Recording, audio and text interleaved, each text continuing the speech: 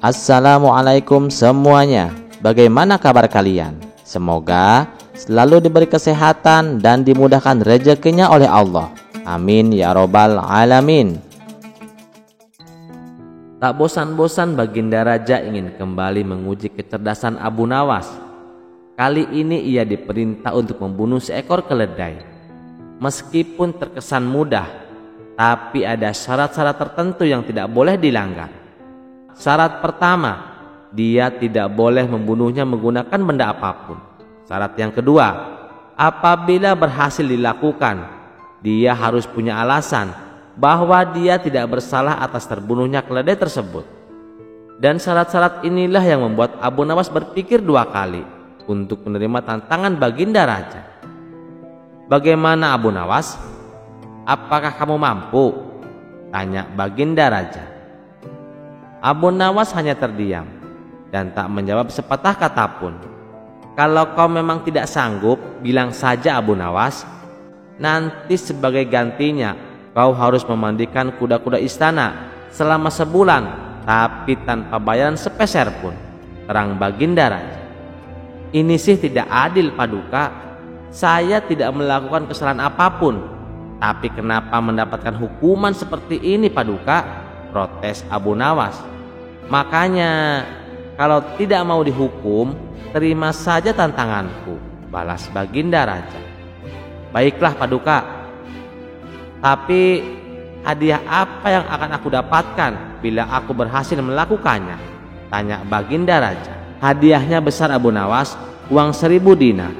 Namun bila kau gagal, kau harus memandikan kuda-kuda istana menjadi 2 bulan. Bagaimana?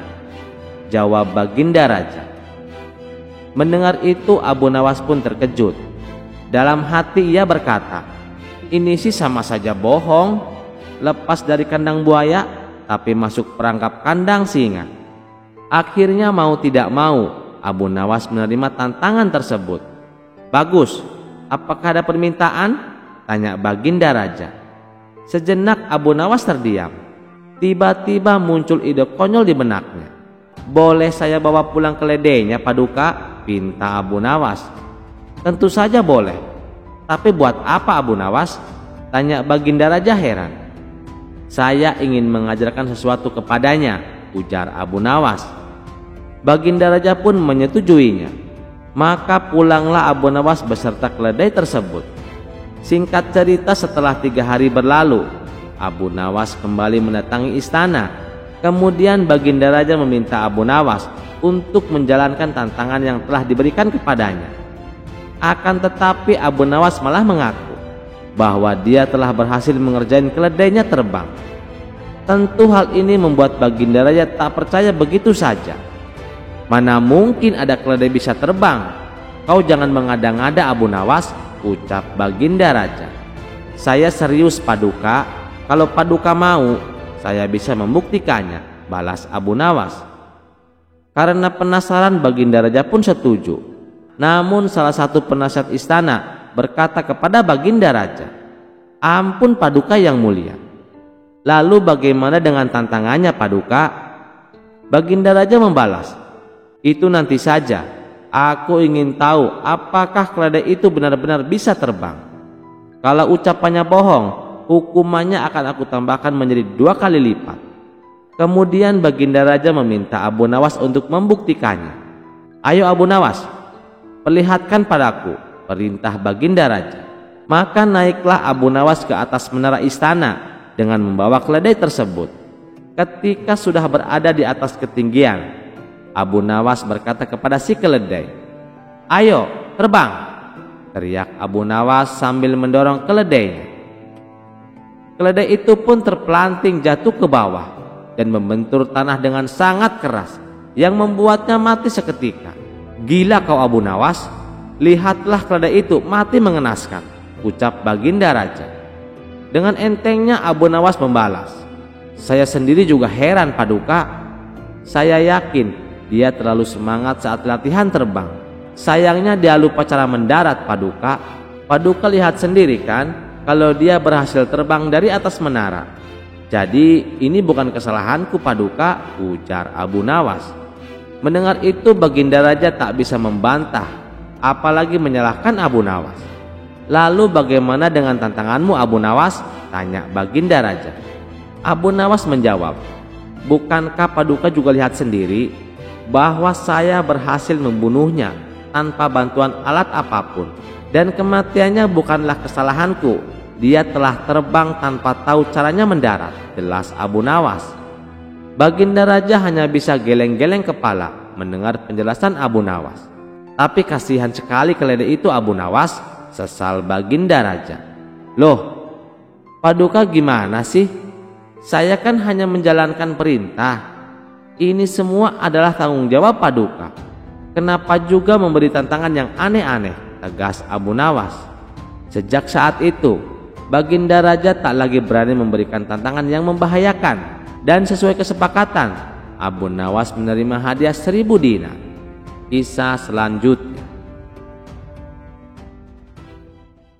Di sebuah kerajaan yang dipimpin oleh Baginda Raja, terdapat sebuah pasar yang semula ramai dan sejahtera, namun kini berubah menjadi tempat yang penuh ketakutan. 3 orang preman kejam menguasai wilayah itu.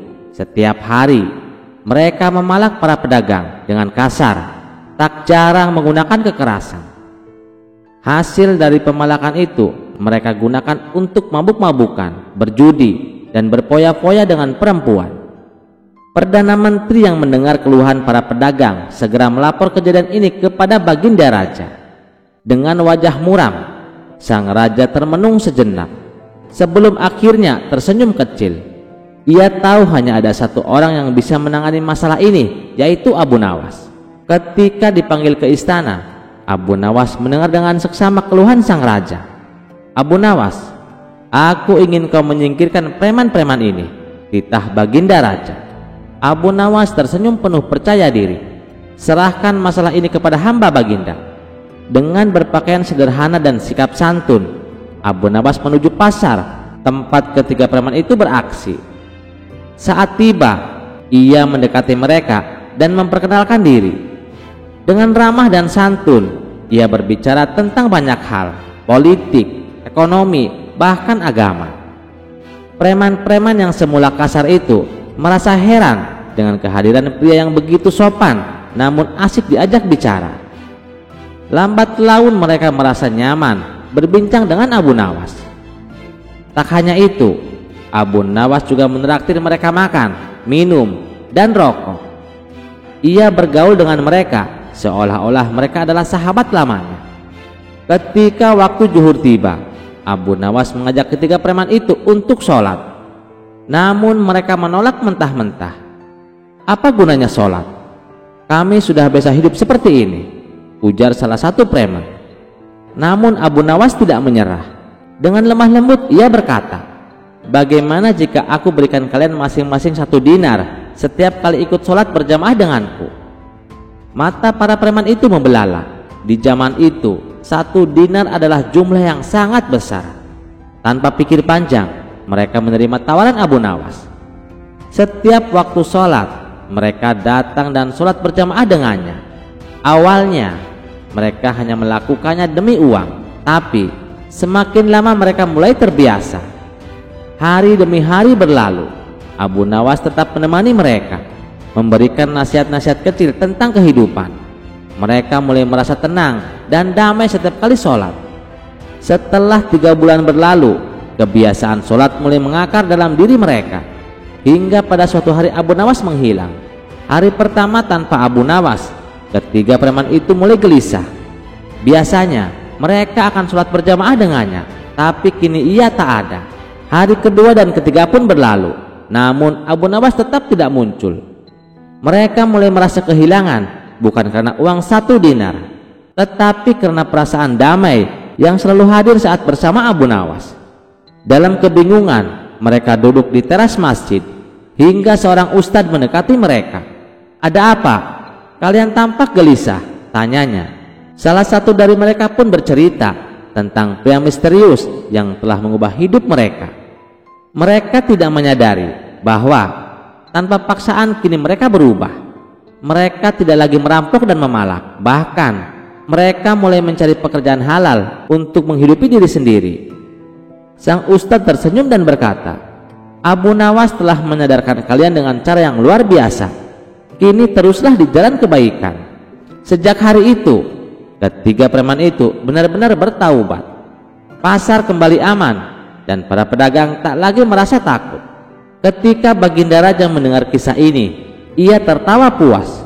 Abu Nawas memang selalu punya cara yang unik. Dia tidak hanya menyingkirkan preman, tetapi juga mengubah mereka menjadi orang baik. Dan begitulah kisah bagaimana kecerdikan Abu Nawas. Ia mampu mengubah 3 preman menjadi pribadi yang lebih baik, tanpa kekerasan, hanya dengan kesabaran dan kebijaksanaan. Kisah selanjutnya, menjelang bulan suci Ramadan, sudah menjadi kebiasaan Abu Nawas untuk mengumpulkan kayu bakar di hutan. Kayu itu nantinya akan digunakan sebagai bahan bakar untuk memasak selama bulan puasa. Sehari sebelum Ramadan tiba, Abu Nawas bergegas pergi ke hutan dengan membawa kampak andalannya. Sesampainya di hutan, ia segera mengumpulkan kayu bakar dengan tekun. Seharian bekerja, ia berhasil mengumpulkan 10 ikat kayu bakar. Saat azan berkumandang, Abu Nawas menyadari bahwa hari sudah siang. "Aku harus pulang," gumamnya. Ia pun memikul 1 ikat kayu bakar dan berjalan kembali ke rumah. Setibanya di rumah, Abu Nawas segera mandi untuk membersihkan diri, lalu menunaikan sholat zuhur. Tak ingin pekerjaannya tertunda, ia kembali ke hutan untuk mengambil sisa kayu bakar yang masih tertinggal. Waktu terus berjalan hingga matahari mulai condong ke barat. Saat azan ashar berkumandang, Abu Nawas masih berada di tengah hutan, sehingga ia pun menunaikan sholat ashar di tengah hutan. Menjelang maghrib, ia baru berhasil membawa sebagian besar kayu bakarnya pulang. Namun karena jarak antara hutan dan rumah cukup jauh, masih ada 2 ikat kayu bakar yang tertinggal. Abu Nawas pun tersenyum lelah. "Sepertinya aku harus kembali esok pagi," katanya pada diri sendiri. Saat azan maghrib berkumandang, Abu Nawas segera bergegas menuju musola untuk menunaikan sholat berjamaah. Ia merasa lega bisa menjalankan sholat bersama para jamaah di malam yang penuh berkah. Namun ketika hendak pulang, tiba-tiba ia tersentak. Ia baru menyadari sesuatu yang penting. Besok adalah hari pertama puasa dan ia belum mandi besar serta keramas. "Astagfirullahaladzim, aku belum mandi suci. Padahal besok kan sudah mulai puasa ya," gumamnya panik. Abu Nawas pun merasa gelisah.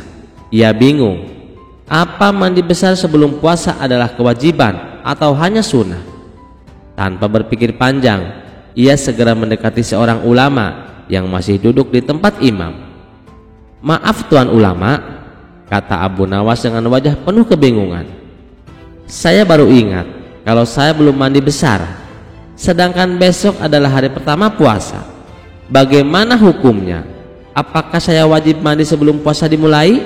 Sang ulama tersenyum lembut mendengar pertanyaan itu. Dengan tenang ia menjawab, "Wahai Abu Nawas, mandi sebelum puasa Ramadan bukanlah sesuatu kewajiban, namun dianjurkan sebagai bagian dari kebersihan dan persiapan ibadah. Beberapa ulama menyebutkan bahwa mandi itu termasuk dalam mandi sunnah yang dilakukan sebelum ibadah besar seperti puasa atau sholat berjamaah di hari raya." Abu Nawas mengangguk-angguk mendengarkan dengan seksama. Sunnah ini bertujuan agar kita memasuki bulan suci dalam keadaan bersih dan segar.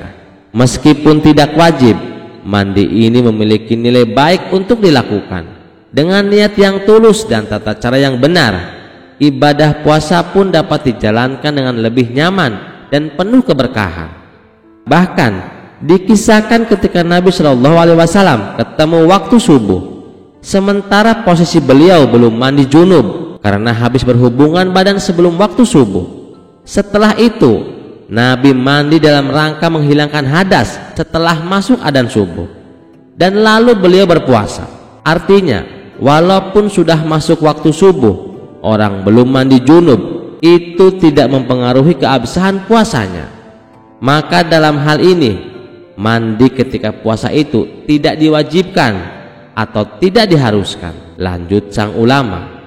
Abu Nawas berpikir sejenak lalu bertanya lagi, jadi apakah saya harus mandi besar sekarang juga atau tidak perlu karena sudah masuk waktu maghrib?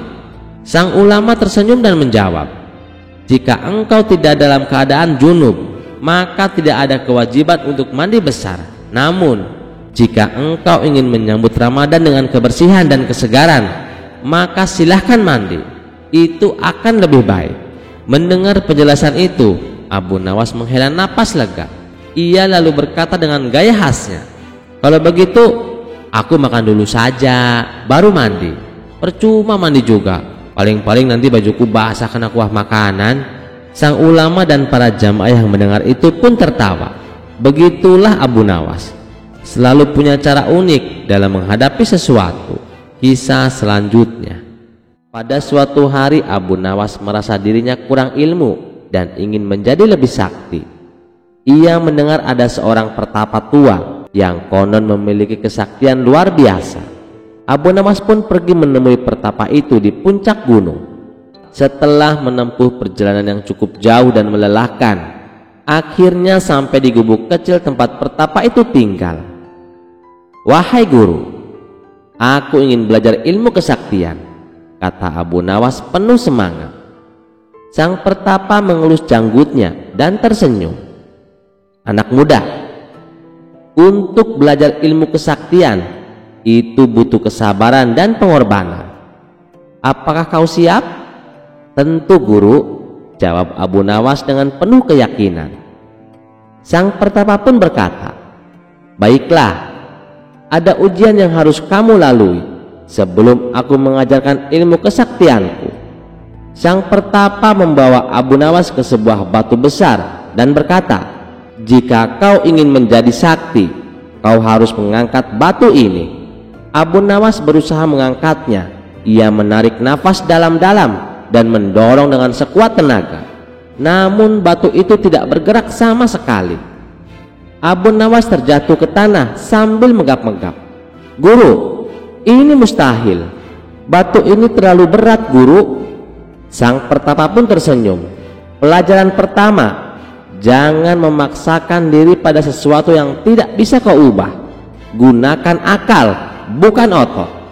Abu Nawas mengangguk sambil berpikir, oke, kalau begitu aku akan pakai akal di ujian berikutnya. Sang pertapa lalu berkata, sekarang kau harus bertapa di dalam hutan selama 1 malam tanpa makan dan tanpa minum. Abu Nawas mengangguk dan pergi ke dalam hutan. Namun baru beberapa jam perutnya mulai keroncongan. Saat itulah ia melihat ada seekor ayam lewat. Tanpa berpikir panjang, Abu Nawas menangkap ayam itu dan memasaknya. Aku memang tidak boleh makan di hutan, tapi siapa bilang aku tak boleh makan di dekat hutan, katanya sambil tersenyum licik. Keesokan harinya ia kembali ke pertapa dengan wajah puas. Sang pertapa bertanya, apakah kau berhasil bertapa? Abu Nawas menjawab, tentu guru, aku tetap di dekat hutan dan berhasil bertahan. Sang pertapa tertawa dan berkata, pelajaran kedua, orang cerdik selalu mencari jalan keluar dalam situasi sulit. Abu Nawas mengangguk bangga. Aku siap untuk ujian terakhir, guru.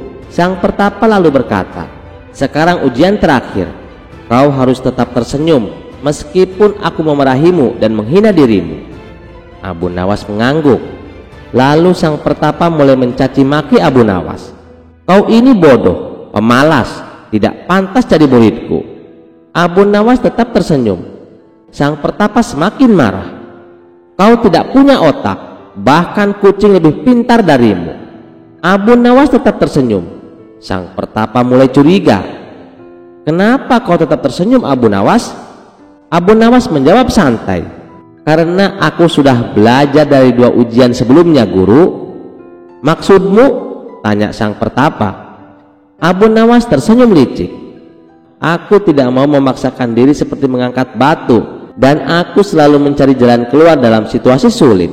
Maka dari itu aku menutup telinga dari tadi. agar tak mendengar hinaanmu. Sang pertapa terdiam, lalu tertawa terbahak-bahak.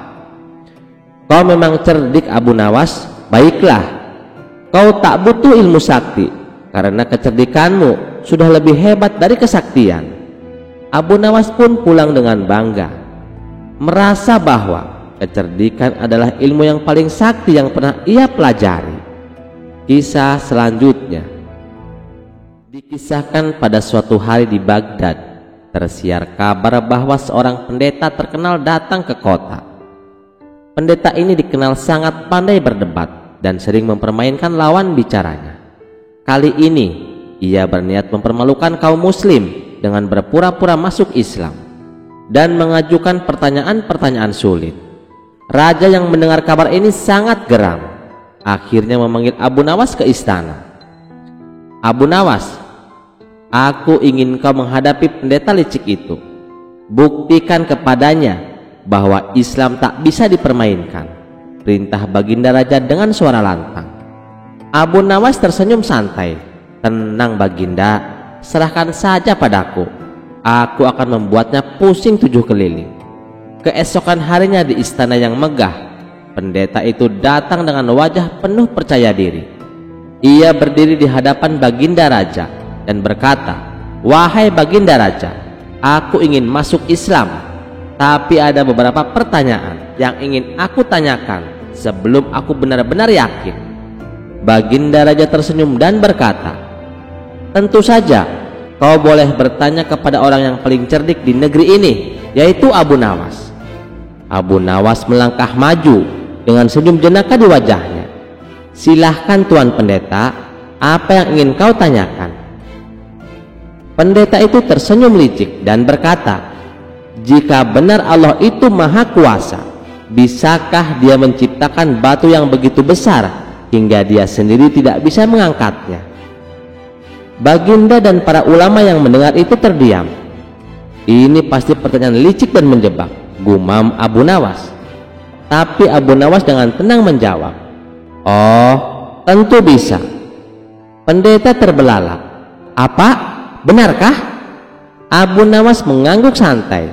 "Ya bisa, tapi setelah menciptakan batu sebesar itu, Allah juga bisa membuat kekuatan yang lebih besar lagi untuk mengangkat batu tersebut. Beres kan?" Pendeta terdiam sejenak. Wajahnya mulai tegang. Ia tak menyangka jawaban Abu Nawas begitu sederhana namun cerdas.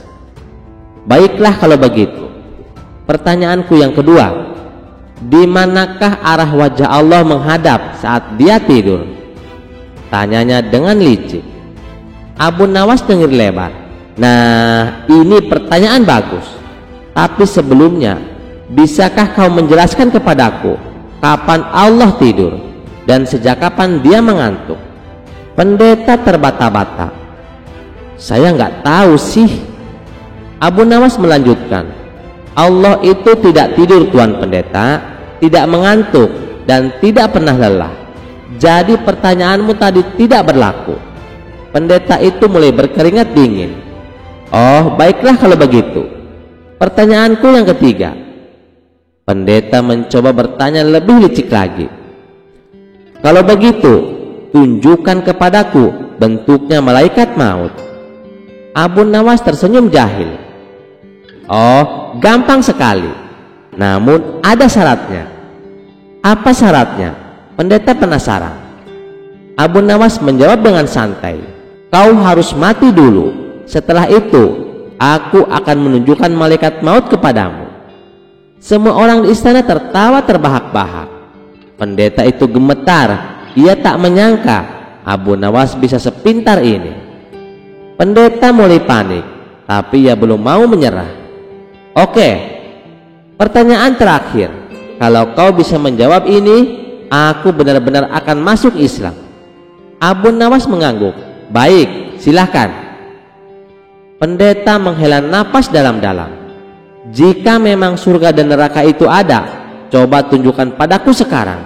Bawa aku ke sana." Abu Nawas berpikir sejenak, lalu tersenyum. "Oh, gampang, ikut aku." Abu Nawas lalu membawa pendeta itu ke dapur istana. Di Di sana, para juru masak sedang memasak makanan yang sangat enak. Aroma daging panggang dan rempah-rempah memenuhi udara. Abu Nawas berkata, ini adalah surga, tempat yang dipenuhi dengan kenikmatan dan kelezatan. Pendeta itu mengangguk-angguk. Wah, lezat sekali baunya. Abu Nawas kemudian membawa pendeta ke ruangan penyimpanan kayu bakar. Ruangan itu gelap, panas, dan penuh asap. Nah, ini neraka, panas, pengap, dan bikin sesak nafas. Pendeta mulai protes. Tunggu, ini cuma dapur dan gudang. Kau menipuku, Abu Nawas. Abu Nawas terkekeh-kekeh. Bukankah kau sendiri yang bilang ingin melihat surga dan neraka sekarang? Surga dan neraka yang sesungguhnya bisa kau lihat setelah kau mati. Berani kau mati sekarang? Pendeta mundur sambil menggeleng-geleng keras. Tidak, aku belum siap mati. Abu Nawas mengangkat bahu. Ya sudah, kalau kau belum siap mati, jangan tanya yang aneh-aneh. Merasa kalah telak, pendeta itu akhirnya mengakui kekalahannya. Ia pun berlutut di hadapan Baginda Raja. Ampun Baginda, aku memang pura-pura masuk Islam hanya untuk mempermainkanmu. Tapi ternyata Abu Nawas lebih licik dariku. Aku menyerah. Baginda Raja tertawa terbahak-bahak sambil berkata, dasar Abu Nawas, kau memang jenius. Kau sudah mengalahkan pendeta licik ini tanpa harus marah. Abu Nawas menggaruk kepalanya sambil nyengir. Namanya juga usaha Baginda. Pendeta itu pun akhirnya diusir dari istana dengan wajah merah padam karena malu. Dan sejak itu tak ada lagi yang berani mempermainkan Abu Nawas dengan pertanyaan-pertanyaan yang licik, karena mereka tahu akal licik mereka tak ada apa-apanya dibandingkan dengan kecerdikan Abu Nawas. Kisah selanjutnya. Pada suatu hari di kota Baghdad, seorang pria sombong berkeliaran di pasar dengan suara lantang. Ia sering menantang orang-orang di sekitarnya dengan ucapan yang penuh kesombongan. Jika Allah itu benar-benar ada, buktikan padaku. Aku tidak takut padanya. Aku bahkan bisa meminum racun tanpa terluka. Teriaknya membuat banyak orang geram. Namun tak satu pun berani menantangnya. Selain bertubuh besar, bicaranya juga kasar dan menakutkan. Berita tentang pria sombong itu sampai ke telinga Baginda Raja. Baginda Raja yang tidak suka melihat kesombongan segera memanggil Abu Nawas. Abu Nawas, aku ingin kau berdebat dengan pria sombong itu. Jika kau bisa membungkamnya, aku akan memberimu hadiah besar, titah Baginda Raja. Abu Nawas pun menerima tantangan tersebut.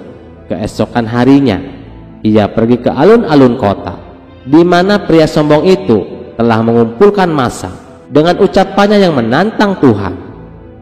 Dengan santai Abu Nawas berdiri di tengah kerumunan dan berkata, wahai Tuan Besar, aku dengar kau merasa berani menantang Allah. Benar sekali. Apa kau juga ingin menantangku? Aku tidak takut pada siapapun, termasuk Tuhanmu. Abu Nawas tersenyum. Baiklah, jika kau memang sehebat yang kau katakan, aku ingin menguji keberanianmu. Minumlah racun ini. Abu Nawas mengeluarkan sebuah botol kecil berisi cairan hitam pekat. Pria itu terkejut, tetapi ia tak ingin terlihat takut di depan orang banyak. Apa racun itu benar-benar mematikan? Tanyanya sedikit ragu. Tentu saja, hanya orang yang percaya kepada Allah yang akan selamat setelah meminumnya, jawab Abu Nawas dengan nada meyakinkan. Kerumunan semakin riuh. Semua mata tertuju pada botol kecil itu. Kalau begitu, buktikan dulu omonganmu, tantang pria sombong itu. Tanpa ragu, Abu Nawas mengambil botol itu dan meneguk isinya. Ia bahkan berdecak nikmat. Rasanya enak sekali, seperti madu, katanya santai. Orang-orang tercengang. Subhanallah, Abu Nawas selamat, seru mereka. Tak mau kalah, pria sombong itu merebut botol tersebut dan menenggaknya sekaligus. Namun seketika itu juga wajahnya berubah. Ia mulai muntah-muntah dan tubuhnya gemeteran. "Apa ini? Kenapa tubuhku panas sekali?" teriaknya panik. Abu Nawas terkekeh, "Tuan, itu bukan racun, hanya campuran cuka dan rempah-rempah. Namun, rasa mual dan pusingmu berasal dari ketakutanmu sendiri. Kau tahu mengapa aku tidak apa-apa? Karena aku percaya kepada Allah, Sang Pencipta segala sesuatu dengan sempurna." Pria sombong itu terdiam, wajahnya memerah, lalu ia tertunduk malu. Dengan suara lirih ia berkata, "Aku salah. Aku tidak seharusnya menghujat Allah. Ampuni aku ya Allah," katanya sambil berlutut di hadapan Abu Nawas. Abu Nawas tersenyum penuh kemenangan. "Hai pria sombong, semoga kejadian ini menjadi pelajaran bagimu bahwa kekuatan manusia tak ada apa-apanya dibandingkan dengan kekuasaan Allah." Dari kejauhan Baginda Raja yang menyaksikan kejadian itu mengangguk puas. Ia pun memberikan hadiah besar kepada Abu Nawas sebagai tanda penghargaan atas kecerdikannya. Sementara itu, pria sombong itu pergi dengan kepala tertunduk, menjadi bahan tertawaan orang-orang di alun-alun. Kisah selanjutnya. Di sebuah desa yang damai, tiba-tiba terjadi kejadian aneh yang menghebohkan warga. Hampir setiap hari, banyak penduduk mengalami kesurupan. Namun beruntungnya, ada seorang ulama sakti yang mampu menyembuhkan mereka hanya dengan sekali sentuhan. Warga desa pun sangat menghormatinya dan menganggapnya sebagai orang suci. Kabar tentang ulama sakti itu akhirnya sampai ke telinga Abu Nawas. Dengan rasa penasaran, ia memutuskan untuk datang dan melihat sendiri keajaiban yang terjadi di desa tersebut. Setelah menempuh perjalanan jauh, akhirnya Abu Nawas sampai di rumah ulama sakti itu. Abu Nawas mengetuk pintu dan mengucapkan salam. "Assalamualaikum Tuan." Namun alih-alih menjawab salam, ulama sakti itu justru terlihat marah. "Siapa kamu? Berani-beraninya masuk ke rumahku tanpa izin." Abu Nawas tetap tenang dan berkata, "Tuan, saya sudah mengucapkan salam, tapi Tuan sendiri yang tidak menjawabnya." Ulama sakti itu mengeringitkan dahi dan bertanya dengan suara angkuh, "Apa maksud kedatanganmu ke sini?" "Saya hanya ingin mengenal lebih jauh tentang Tuan yang katanya bisa menyembuhkan orang-orang kesurupan," jawab Abu Nawas. Tiba-tiba ulama sakti itu berkata dengan nada penuh wibawa, "Kalau begitu, berlututlah dan sembahlah aku. Aku adalah ulama sakti yang dihormati di desa ini." Mendengar itu, Abu Nawas tertawa kecil dan berkata, "Maaf Tuan, aku hanya menyembah Allah yang Maha Kuasa, bukan kepada manusia." Wajah ulama sakti itu berubah marah. "Apa kamu tidak takut kepadaku? Aku bisa saja membuatmu celaka." Abu Nawas tetap tenang dan menjawab, "Kenapa kau harus takut? Tuan hanyalah makhluk ciptaan Allah, seperti halnya aku dan semua yang ada di dunia ini." Mendengar jawaban itu, ulama sakti itu mulai gelisah. Sorot matanya mulai berubah dan tubuhnya mulai gemetar. Tak lama kemudian, dia pun tertawa terbahak-bahak, tetapi tawanya semakin lama semakin menyeramkan. Warga desa yang melihat kejadian itu mulai curiga. Tiba-tiba, tubuh ulama sakti itu berubah. Sosoknya yang tadinya tampak manusiawi, kini berubah menjadi makhluk mengerikan dengan wajah hitam legam dan mata yang menyala merah. Warga desa berteriak ketakutan dan beberapa dari mereka lari menjauh. "Sungguh cerdik kau Abu Nawas. Aku adalah iblis yang menyamar menjadi ulama sakti. Aku ingin menjerumuskan manusia agar menyembahku, tapi kau telah membongkar penyamaranku," kata iblis itu dengan suara menggelegar. Abu Nawas tersenyum dan berkata, "Allah telah memberikan akal kepada manusia agar mereka tidak mudah tertipu.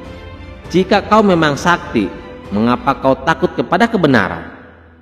Iblis itu menggertakkan giginya, lalu berteriak marah, "Aku menyerah. Aku tidak bisa menipumu Abu Nawas." Setelah berkata demikian, iblis itu menghilang dalam kepulan asap hitam. Warga desa yang menyaksikan kejadian itu segera bersujud dan beristighfar.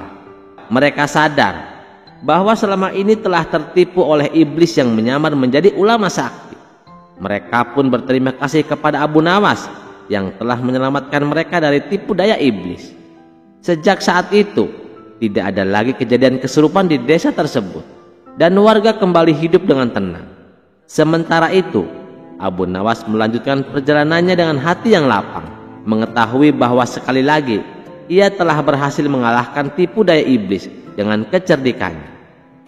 Kisah selanjutnya dikisahkan ada seorang lelaki yang sering berkunjung ke tempat pelacuran. Akibat kelakuannya yang bejat ini, ia pun mengidap penyakit kelamin. Lama-kelamaan penyakit yang dideritanya semakin parah. Akhirnya lelaki tersebut mendatangi seorang tabib untuk minta diobati. Ketika sang tabib memeriksa penyakitnya, ia pun menghela nafas panjang dan berkata, "Aduh, penyakitmu sudah parah ini. Tak ada jalan lain kecuali satu solusi." Lelaki itu pun bertanya, "Beritahu saya, Tuan, apa solusinya?" Sang tabib pun menjawab, "Kemaluanmu harus diamputasi ini.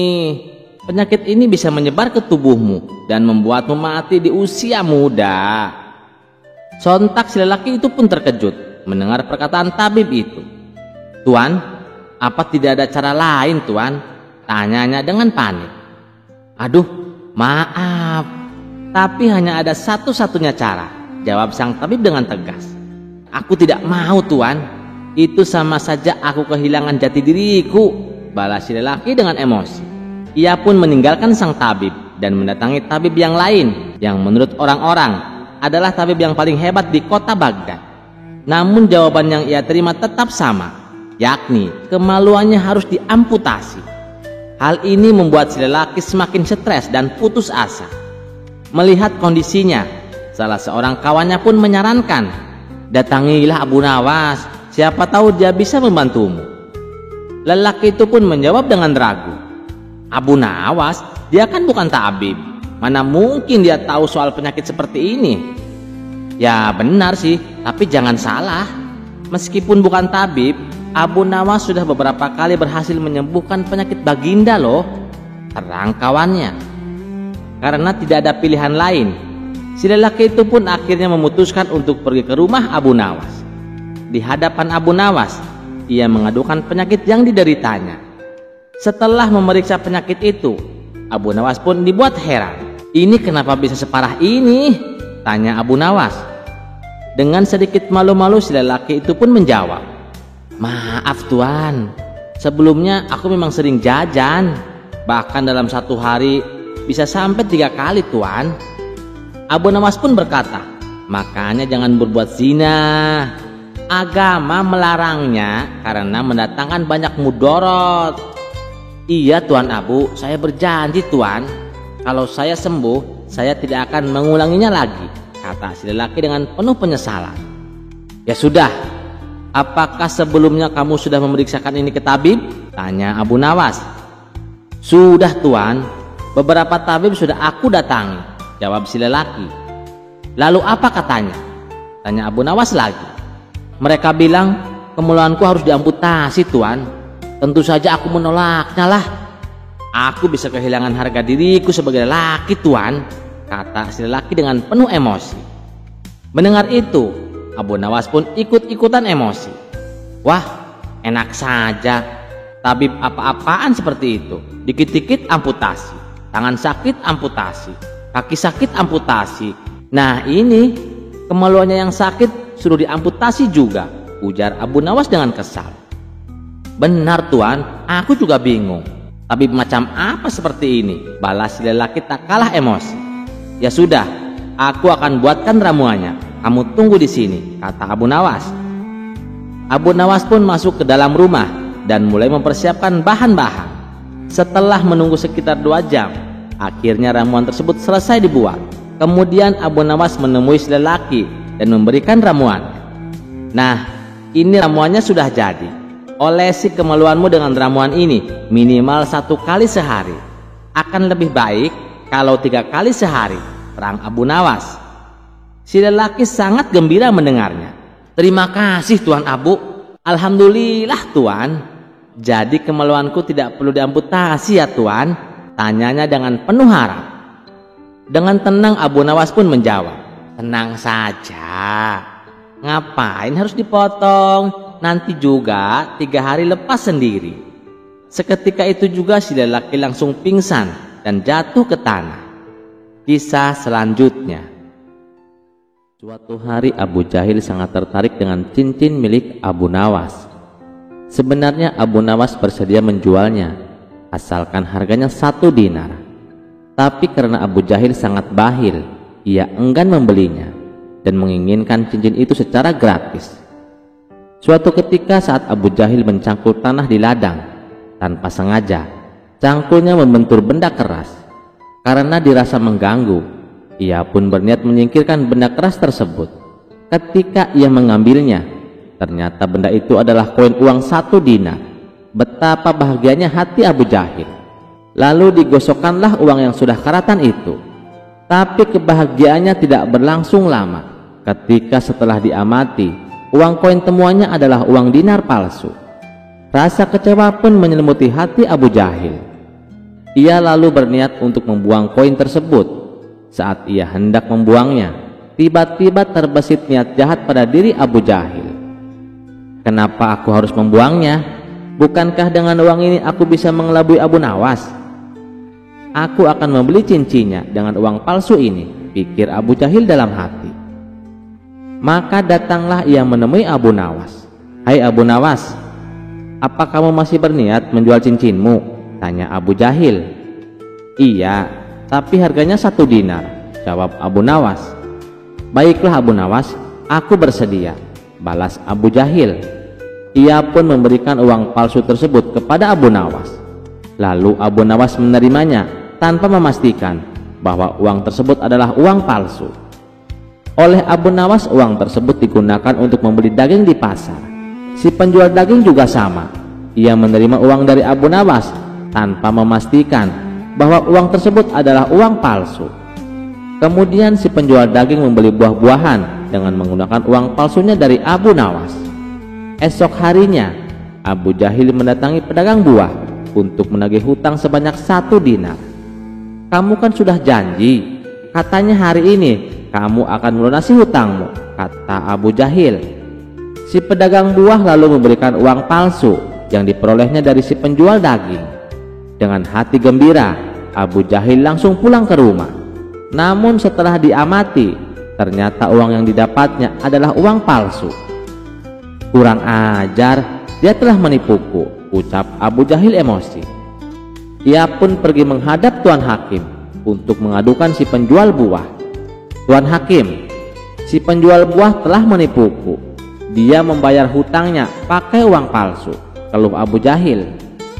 Mendengar keluhan Abu Jahil, kemudian Tuan Hakim memanggil si pedagang buah. Kenapa kamu membayar hutang pakai uang palsu? Tanya Tuan Hakim. Ampun Tuan Hakim, saya sendiri tidak tahu. Saya mendapatkan uang tersebut dari si penjual daging, jawab si penjual buah.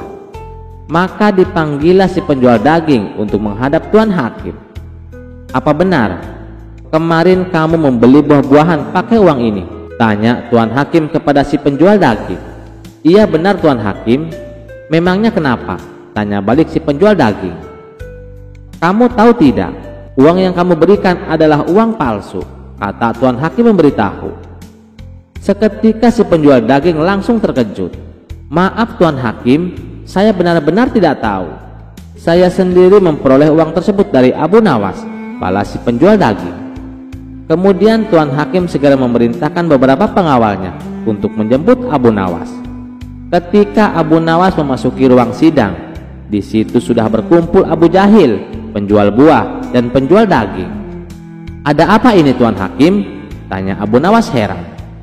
Begini Abu Nawas, apa betul kamu kemarin membeli daging pakai uang dinar ini? Tanya Tuan Hakim. Sejenak Abu Nawas mengamati uang tersebut. Iya betul. Memangnya kenapa Tuan Hakim? Tanya balik Abu Nawas. Kenapa kamu membeli daging pakai uang palsu? Tanya Tuan Hakim kembali. Abu Nawas langsung kaget mendengarnya. Saya tidak tahu Tuan Hakim kalau uang tersebut adalah uang palsu.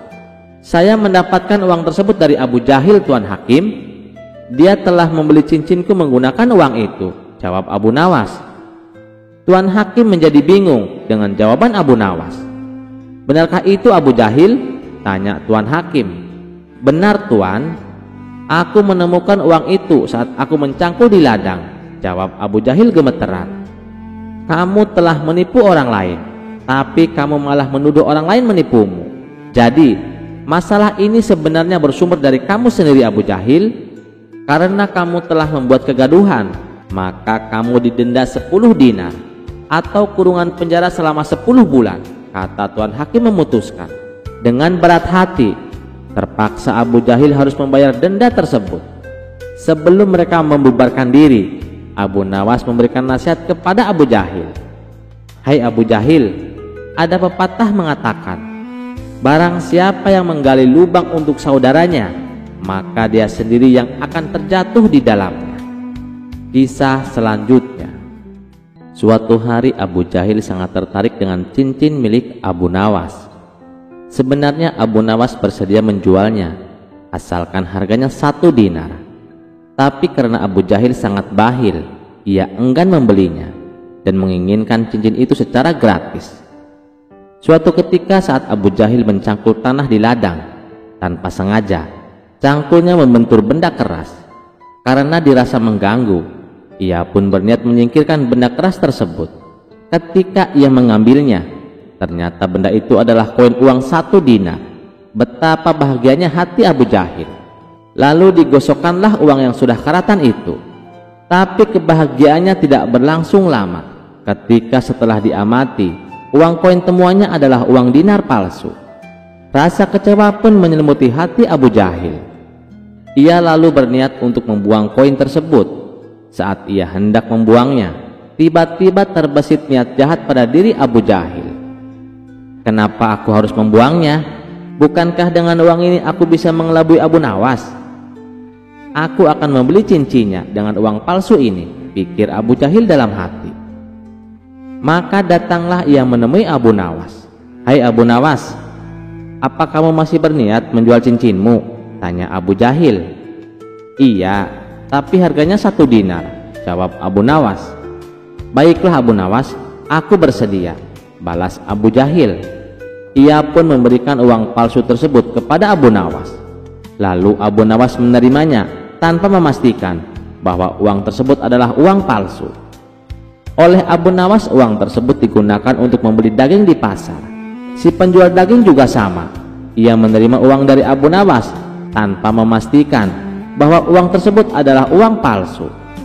Kemudian si penjual daging membeli buah-buahan dengan menggunakan uang palsunya dari Abu Nawas. Esok harinya, Abu Jahil mendatangi pedagang buah untuk menagih hutang sebanyak 1 dinar. Kamu kan sudah janji, katanya hari ini kamu akan melunasi hutangmu, kata Abu Jahil. Si pedagang buah lalu memberikan uang palsu yang diperolehnya dari si penjual daging. Dengan hati gembira, Abu Jahil langsung pulang ke rumah. Namun setelah diamati, ternyata uang yang didapatnya adalah uang palsu. Kurang ajar, dia telah menipuku, ucap Abu Jahil emosi. Ia pun pergi menghadap Tuan Hakim untuk mengadukan si penjual buah. Tuan Hakim, si penjual buah telah menipuku. Dia membayar hutangnya pakai uang palsu, keluh Abu Jahil. Mendengar keluhan Abu Jahil, kemudian Tuan Hakim memanggil si pedagang buah. Kenapa kamu membayar hutang pakai uang palsu? Tanya Tuan Hakim. Ampun Tuan Hakim, saya sendiri tidak tahu.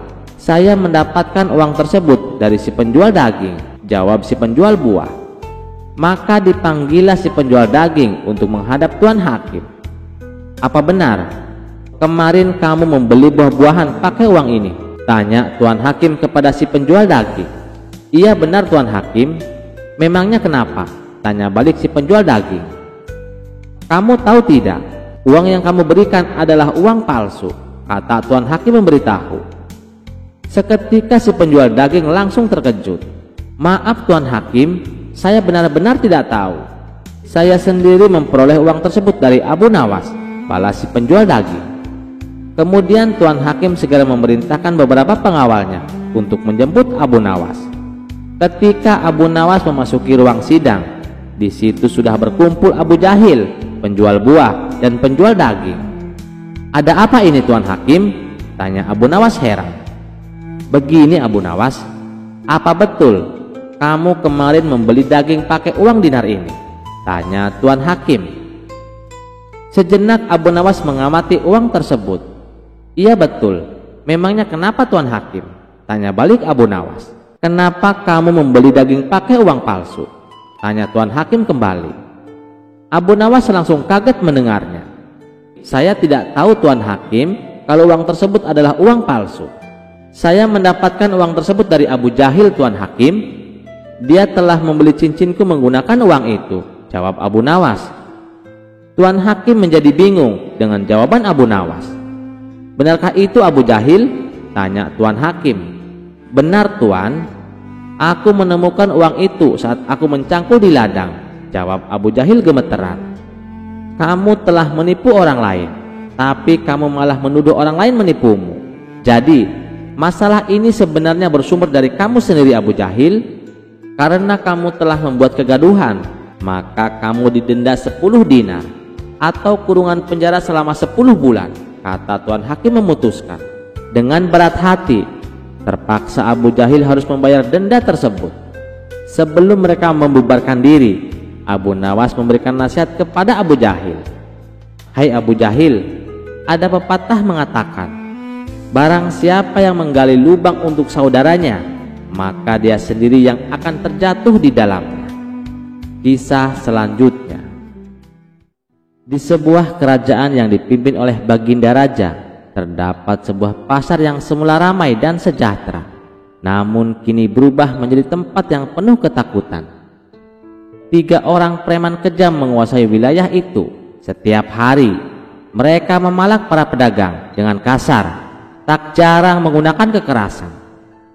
Hasil dari pemalakan itu mereka gunakan untuk mabuk-mabukan, berjudi, dan berpoya-poya dengan perempuan. Perdana Menteri yang mendengar keluhan para pedagang segera melapor kejadian ini kepada Baginda Raja. Dengan wajah muram, sang raja termenung sejenak sebelum akhirnya tersenyum kecil. Ia tahu hanya ada 1 orang yang bisa menangani masalah ini, yaitu Abu Nawas. Ketika dipanggil ke istana, Abu Nawas mendengar dengan seksama keluhan sang raja. "Abu Nawas, aku ingin kau menyingkirkan preman-preman ini," titah Baginda Raja. Abu Nawas tersenyum penuh percaya diri. "Serahkan masalah ini kepada hamba Baginda." Dengan berpakaian sederhana dan sikap santun, Abu Nawas menuju pasar tempat ketiga preman itu beraksi. Saat tiba, ia mendekati mereka dan memperkenalkan diri. Dengan ramah dan santun, ia berbicara tentang banyak hal, politik, ekonomi, bahkan agama. Preman-preman yang semula kasar itu merasa heran dengan kehadiran pria yang begitu sopan namun asik diajak bicara. Lambat laun mereka merasa nyaman berbincang dengan Abu Nawas. Tak hanya itu, Abu Nawas juga menraktir mereka makan, minum, dan rokok. Ia bergaul dengan mereka seolah-olah mereka adalah sahabat lamanya. Ketika waktu zuhur tiba, Abu Nawas mengajak ketiga preman itu untuk sholat. Namun mereka menolak mentah-mentah. "Apa gunanya sholat? Kami sudah biasa hidup seperti ini," ujar salah satu preman. Namun Abu Nawas tidak menyerah. Dengan lemah lembut ia berkata, "Bagaimana jika aku berikan kalian masing-masing 1 dinar setiap kali ikut sholat berjamaah denganku?" Mata para preman itu membelalak. Di zaman itu 1 dinar adalah jumlah yang sangat besar. Tanpa pikir panjang, mereka menerima tawaran Abu Nawas. Setiap waktu sholat, mereka datang dan sholat berjamaah dengannya. Awalnya, mereka hanya melakukannya demi uang, tapi semakin lama mereka mulai terbiasa. Hari demi hari berlalu, Abu Nawas tetap menemani mereka, memberikan nasihat-nasihat kecil tentang kehidupan. Mereka mulai merasa tenang dan damai setiap kali sholat. Setelah 3 bulan berlalu, kebiasaan sholat mulai mengakar dalam diri mereka, hingga pada suatu hari Abu Nawas menghilang. Hari pertama tanpa Abu Nawas, ketiga preman itu mulai gelisah. Biasanya mereka akan sholat berjamaah dengannya, tapi kini ia tak ada. Hari kedua dan ketiga pun berlalu, namun Abu Nawas tetap tidak muncul. Mereka mulai merasa kehilangan, bukan karena uang 1 dinar, tetapi karena perasaan damai yang selalu hadir saat bersama Abu Nawas. Dalam kebingungan, mereka duduk di teras masjid hingga seorang ustadz mendekati mereka. "Ada apa? Kalian tampak gelisah," tanyanya. Salah satu dari mereka pun bercerita tentang pria misterius yang telah mengubah hidup mereka. Mereka tidak menyadari bahwa tanpa paksaan kini mereka berubah. Mereka tidak lagi merampok dan memalak, bahkan mereka mulai mencari pekerjaan halal untuk menghidupi diri sendiri. Sang ustadz tersenyum dan berkata, "Abu Nawas telah menyadarkan kalian dengan cara yang luar biasa. Kini teruslah di jalan kebaikan." Sejak hari itu, ketiga preman itu benar-benar bertaubat. Pasar kembali aman dan para pedagang tak lagi merasa takut. Ketika Baginda Raja mendengar kisah ini, ia tertawa puas. Abu Nawas memang selalu punya cara yang unik. Dia tidak hanya menyingkirkan preman, tetapi juga mengubah mereka menjadi orang baik. Dan begitulah kisah bagaimana kecerdikan Abu Nawas. Ia mampu mengubah 3 preman menjadi pribadi yang lebih baik, tanpa kekerasan, hanya dengan kesabaran dan kebijaksanaan. Kisah selanjutnya, Abu Nawas tidak hanya dikenal sebagai ulama yang cerdas dalam hal agama, tetapi juga memiliki pendekatan unik dan seringkali tidak terduga dalam menghadapi tantangan-tantangan besar. Kala itu di kota Baghdad, ada satu tempat perjudian terbesar pada masa itu. Tempat itu sangat terkenal di kalangan masyarakat karena dianggap sebagai pusat perjudian yang sulit disentuh hukum atau aparat keamanan. Tidak sedikit pihak yang mencoba untuk menutup tempat tersebut, namun selalu gagal. Hal ini disebabkan karena adanya backing atau perlindungan dari pihak-pihak kuat yang membuat tempat itu tetap beroperasi. Namun, semua itu berubah ketika Abu Nawas mulai terlibat langsung untuk membubarkan tempat tersebut. Abu Nawas memiliki cara yang unik dalam menghadapi para pelaku perjudian. Beliau tidak serta-merta melakukan penggerebekan atau melaporkan mereka kepada pihak berwenang. Suatu malam Abu Nawas datang ke tempat perjudian. Saat melihatnya masuk, para penjudi tertawa kecil. "Lihat siapa yang datang. Seorang penyair miskin ingin berjudi," seru salah satu penjudi. Namun Abu Nawas hanya tersenyum. Ia mendekati meja permainan dan berkata, "Bolehkan aku ikut bermain? Siapa tahu nasibku lebih baik dari kalian." Para penjudi menertawakannya, tetapi mereka membiarkannya bermain. Dengan modal seadanya, Abu Nawas mulai bertaruh. Keanehan pun terjadi. Setiap kali Abu Nawas bertaruh, hasilnya selalu membuatnya menang. Kemenangan demi kemenangan yang diraih oleh Abu Nawas membuat para cukong besar di tempat tersebut mengalami kerugian yang tidak sedikit. "Tunggu, ini tidak masuk akal. Bagaimana mungkin kau menang terus?" seru seorang penjudi. Pemilik rumah judi pun mulai berkeringat. Jika Abu Nawas menang terus, mereka akan bangkrut. Malam itu Abu Nawas membawa pulang banyak uang, sedangkan para penjudi yang kalah menjadi ragu untuk bermain lagi. Uang yang diperolehnya dari hasil judi tidak pernah dinikmati sendiri. Abu Nawas justru membagikan semua hasil kemenangannya kepada para tukang kebun dan pedagang kopi yang ada di sekitar desanya. Keesokan harinya, Abu Nawas kembali ke tempat itu dan ikut bermain lagi. Sekali lagi, Abu Nawas menang dengan mudah. Melihat hal itu, para penjudi yang biasa bertaruh mulai ragu-ragu. "Untuk apa aku berjudi kalau Abu Nawas yang selalu menang?" kata salah seorang penjudi. "Benar juga, lebih baik aku pulang dan tidak kehilangan uangku," ujar yang lain. Mereka mulai merasa bahwa perjudian bukan lagi jalan yang menguntungkan, melainkan justru mendatangkan kerugian besar bagi mereka sendiri. Perlahan tapi pasti, tempat tersebut mulai kehilangan para penjudi dan cukong-cukong besar yang biasanya meramaikan meja-meja permainan. Pemilik rumah judi mulai stres. Keuntungan mereka berkurang drastis, bahkan mereka mengalami kerugian besar. Akhirnya, rumah judi itu pun bangkrut dan ditutup selamanya. Keberhasilan Abu Nawas dalam menghancurkan tempat perjudian tidak berhenti sampai di situ. Setelah tempat tersebut runtuh, Abu Nawas juga mengalihkan perhatiannya ke tempat perjudian lainnya yang juga merupakan pusat perjudian terkenal pada masa itu. Di tempat-tempat tersebut, Abu Nawas kembali menggunakan pendekatan yang sama. Ia menyambangi tempat-tempat itu, ikut bermain, dan selalu menang. Kemenangan Abu Nawas di tempat-tempat perjudian itu bukan hanya sekedar keberuntungan. Banyak yang meyakini bahwa apa yang dilakukan oleh Abu Nawas merupakan kecerdikan yang dimiliki sebagai penyair dan sufi yang sangat cerdas. Tidak hanya menghancurkan tempat perjudian secara fisik, Abu Nawas juga berhasil menghancurkan mental para pelakunya sehingga mereka kapok untuk terlibat dalam dunia perjudian. Selain itu, Abu Nawas juga dikenal sebagai sosok yang sangat peduli kepada masyarakat kecil. Ketika beliau mendapatkan uang dari hasil kemenangan dalam perjudian, uang tersebut tidak pernah digunakan untuk kepentingan pribadi. Dari kejadian itu banyak orang yang akhirnya mulai meninggalkan perjudian dan mencari jalan hidup yang lebih baik. Tempat-tempat yang dulu dikenal sebagai pusat perjudian akhirnya berubah menjadi tempat yang lebih tenang dan damai. Kisah selanjutnya. Pada suatu malam penduduk Baghdad dirundung keresahan. Sebuah tempat hiburan malam bernama Istana Malam telah menjadi pusat kemaksiatan. Di sana, orang-orang mabuk, berjudi, dan tenggelam dalam kesenangan duniawi. Warga ingin menutup tempat itu, tetapi tak ada yang berani karena tempat tersebut dilindungi oleh oknum petinggi kerajaan. Di tengah kegelisahan itu, Abu Nawas duduk di depan rumahnya, menatap cahaya rembulan dengan pikiran menerawang. Dalam hati ia bergumam, jika tempat ini terus dibiarkan, seluruh kota akan menanggung dosanya. Aku harus bertindak.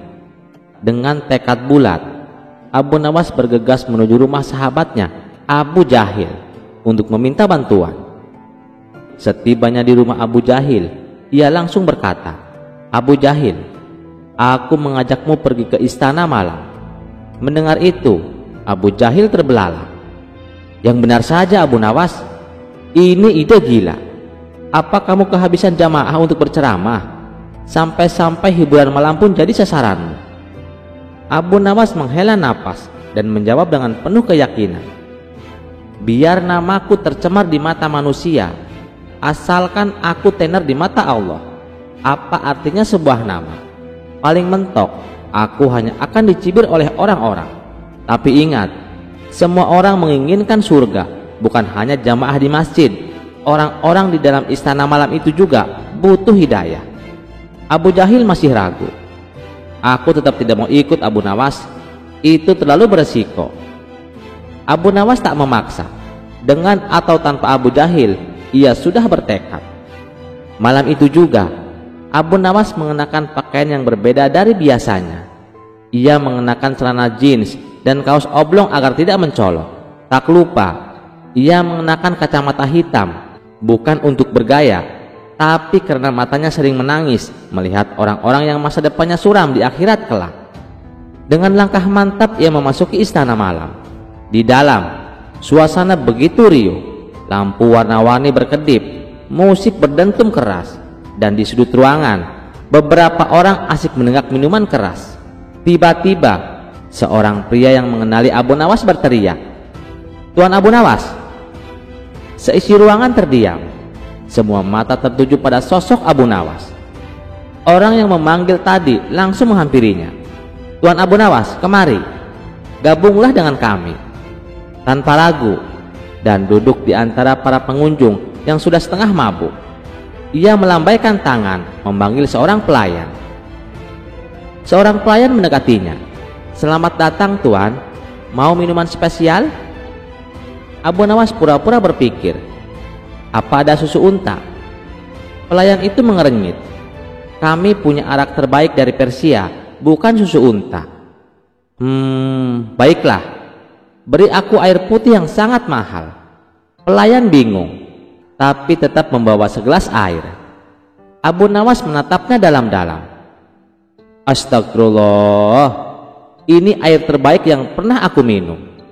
Betapa nikmatnya. Berapa harganya? Pelayan itu terkejut. Itu gratis, Tuan. Abu Nawas berpura-pura kaget. Apa? Gratis? Ia lalu berdiri dan berteriak, semua orang, aku meminum minuman paling nikmat di dunia, dan tempat ini memberikannya secara cuma-cuma. Orang-orang mulai penasaran. Mereka mengerumuni Abu Nawas. Lalu Abu Nawas naik ke atas meja dan berkata, saudara-saudaraku, aku ingin bertanya, kenapa kalian minum arak? Seorang pria mabuk menjawab, karena enak, Tuan. Betulkah? Tanya Abu Nawas. Coba aku lihat. Ia mengambil segelas arak dan mencelupkan jarinya. Lalu ia menjilatnya sedikit. Seketika Abu Nawas muntah dengan dramatis ke arah penjaga pintu. Wah! Ya Allah, kenapa rasanya seperti air kencing unta tua? Pasti ini ada yang meracuniku. Orang-orang terkejut. Seorang pria yang sudah setengah mabuk langsung panik. Benarkah? Semua orang mulai ragu. Mereka mulai mencium gelas mereka sendiri dan berpikir. Abu Nawas tidak berhenti di situ. Ia berkeliling mendekati pasangan yang sedang berjoget. Kalian sedang apa? Tanya Abu Nawas. Kami sedang menari, Tuan, jawab seorang wanita sambil tersenyum menggoda. Oh begitu. Lalu setelah menari kalian mau apa? Kami ya bersenang-senang, Tuan, kata lelaki di sebelahnya. Abu Nawas mendekat dan berbisik, kalau begitu, kenapa tidak langsung pergi ke rumah sakit saja? Nanti juga akan ada yang merawatmu setelah pusing dan muntah-muntah. Orang-orang mulai menertawakan pasangan itu. Beberapa mulai menyadari betapa konyolnya kebiasaan mereka. Abu Nawas melanjutkan aksinya. Ia naik ke atas panggung dan berteriak, semua orang, aku punya ramalan. Siapa yang minum arak malam ini besok pagi akan pusing dan menyesal. Siapa yang berjudi pasti akan kehabisan uang, dan siapa yang terus dugem pasti akan tua tanpa tabungan. Orang-orang mulai saling pandang. Lalu seorang pria dengan mata berkaca-kaca mendekati Abu Nawas. Apakah ini pertanda aku harus berhenti? Abu Nawas menepuk pundaknya. Kawan, kau sudah tahu jawabannya. Kau hanya butuh keberanian untuk meninggalkan ini semua. Satu persatu orang-orang mulai keluar dari tempat hiburan itu. Musik berhenti. Para pelayan mulai melepaskan celemek mereka. Bahkan si pemilik termenung di sudut ruangan. Akhirnya ia mendekati Abu Nawas. Aku tidak percaya ini terjadi. Bagaimana kau bisa membuat mereka pergi? Abu Nawas tersenyum. Aku hanya menunjukkan apa yang sudah mereka ketahui, tapi tidak mereka sadari. Keesokan harinya, warga Baghdad dikejutkan oleh berita bahwa istana malam ditutup selamanya. Abu Nawas kembali ke warung kopi, duduk santai dan menunggu traktiran. Seorang warga bertanya, bagaimana kau bisa menyadarkan mereka, Abu Nawas? Abu Nawas tersenyum dan berkata, mereka itu bodoh. Mereka hanya butuh seseorang yang lebih konyol untuk menyadarkan mereka. Dan begitulah, Abu Nawas tidak hanya berhasil menutup tempat maksiat, tetapi juga mendapatkan traktiran roti dan daging kambing selama seminggu penuh. Sekian dulu perjumpaan kita kali ini. Sampai jumpa di kisah selanjutnya. Terima kasih yang sudah setia menonton channel ini. Wassalamualaikum warahmatullahi wabarakatuh.